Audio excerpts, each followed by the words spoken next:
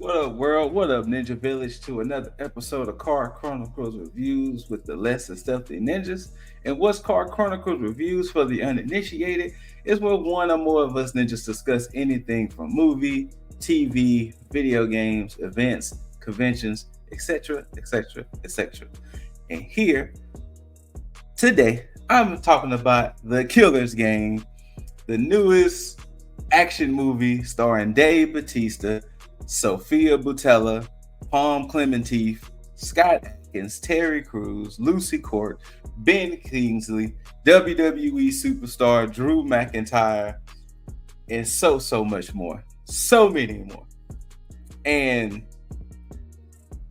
the story, if you hadn't seen the trailers, is simply Joe Flood, played by Dave Bautista. He's top dog in the killer's game per se, but he's a top dog assassin. He's like the biggest assassin in Europe because the setting of this movie is in Budapest. So Joe Flood, once again, Dave Bautista, he's like the top assassin. He starts to fall in love with Sophia's character, and then he gets diagnosed with a disease that said that, hey, you only got about 3 to 6 months to live, big dog. So he doesn't want his lady to see him go out that way. So not only does he want to retire from being an assassin, but he decides to take a hit out on himself, a $2 million hit.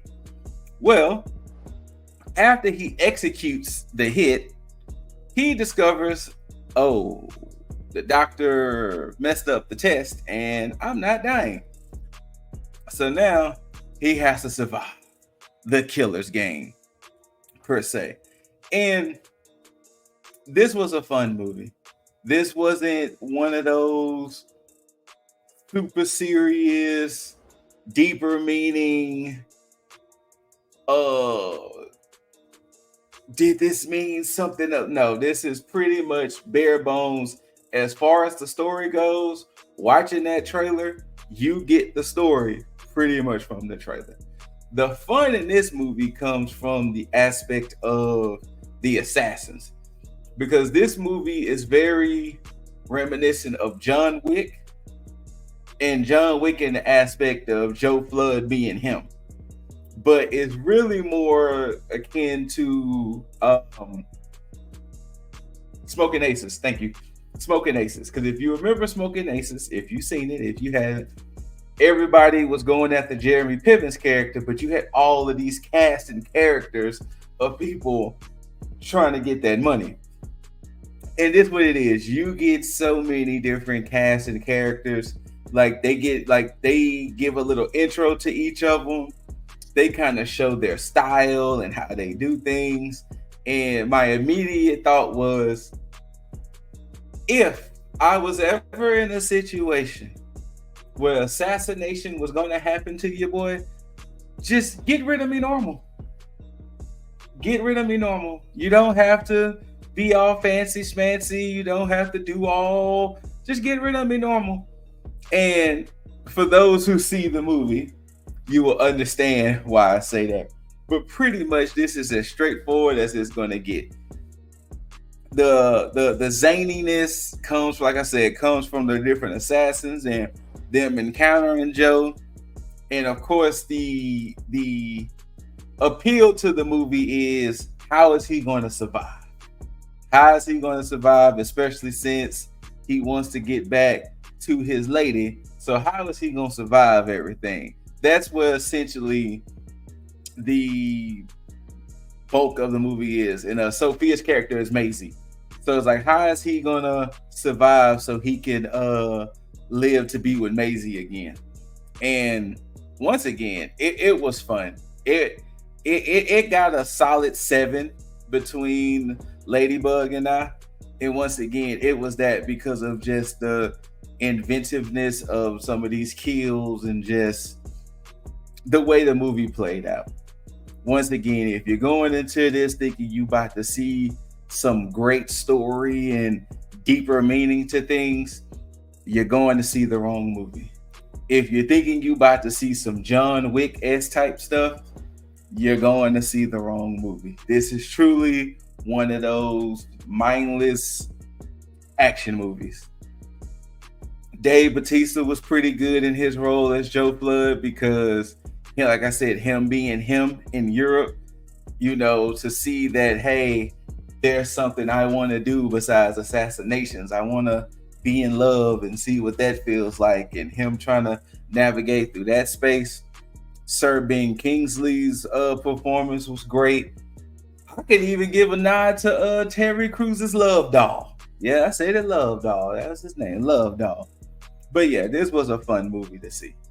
I can 1000%, and I truly mean this, I can 1000% see how this may not be a movie people go to the theaters and see.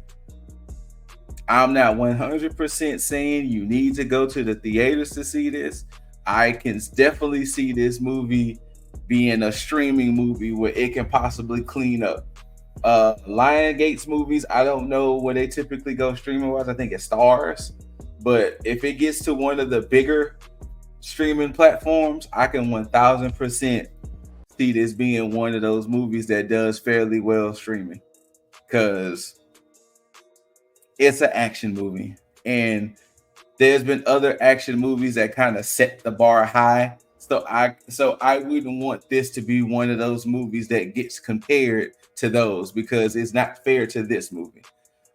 Yes, this movie does have some criticisms that I can go on about, but once again, it's not meant to be serious. It's not meant to be this thought-provoking movie.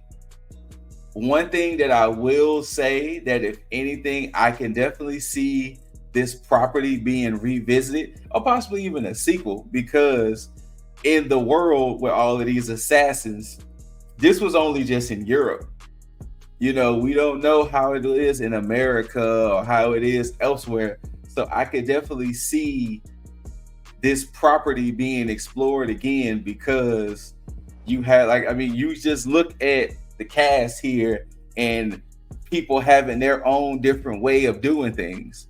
So that's one of the reasons why I can definitely see it being revisited. I'm pretty sure that I was going to come down to the success of the movie, but yeah, it was fun, especially when the action fully gets to it, and it's just like, oh, we here now, ladies and gentlemen. It was fun.